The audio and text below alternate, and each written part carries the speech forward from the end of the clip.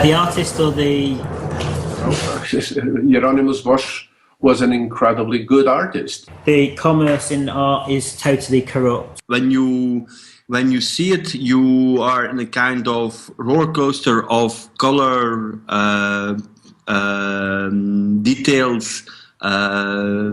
You go into it and you can go to a lot of stories. Bosch is not as popular as Mondrian. Hieronymus Bosch is Rubens, but multiplied by 20. In the whole world, all people of 13 years like Salvador Dali.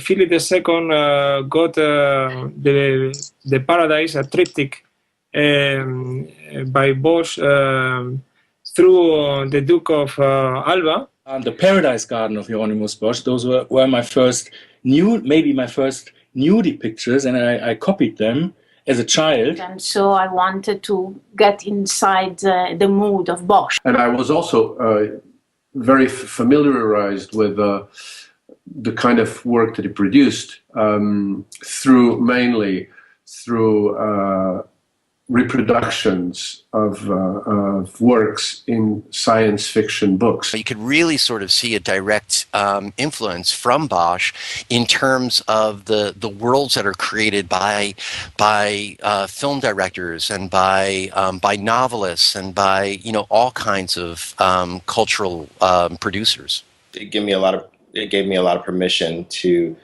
build my own images and figures and characters with a type of imagination and invention. I think that really what it was invention. He created and invented a world which is still something I believe that artists should do. I like it when I do not understand the painting on a logical way, but in an own way. If I could tell you that, I wouldn't be making art. And it's a very real world, and it's a world where good and evil are not split apart, but they're mixed. A representation of Inferno. How is it possible to have an image of the Inferno? Is impossible. How people have thought about hell.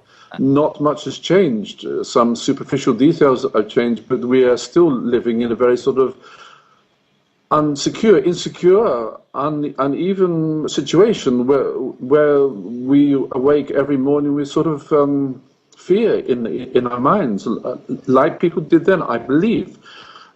Bosch deals with that. I also deal with that. It's one of those old masters with a very strange oeuvre. Because of its weirdness, it kind of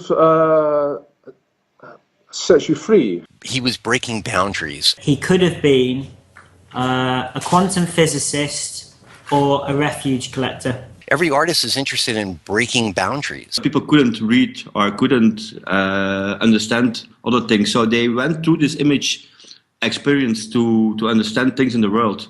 The capacity of a painting to be like a permanent book for centuries, to be written. At a certain time, someone is needed to express a certain kind of own vision.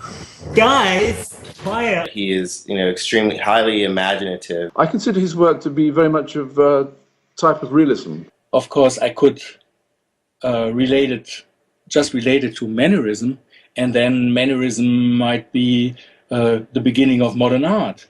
But it's a type of realism where he presents realism in a fantastic way. I think fantasy is one of the possibilities within fiction.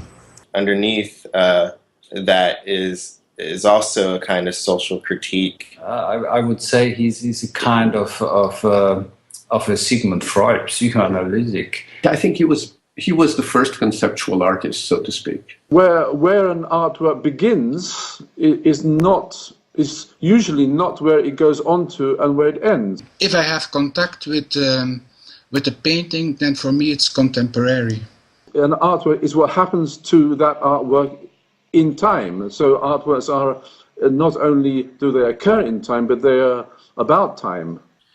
Because for me, it's much more about the painting itself and about the way how the things are painted. The most important thing is what is happening in the head of the one who looks. The works that are the most successful are the ones that you think about on the bus 3 weeks after you've seen them.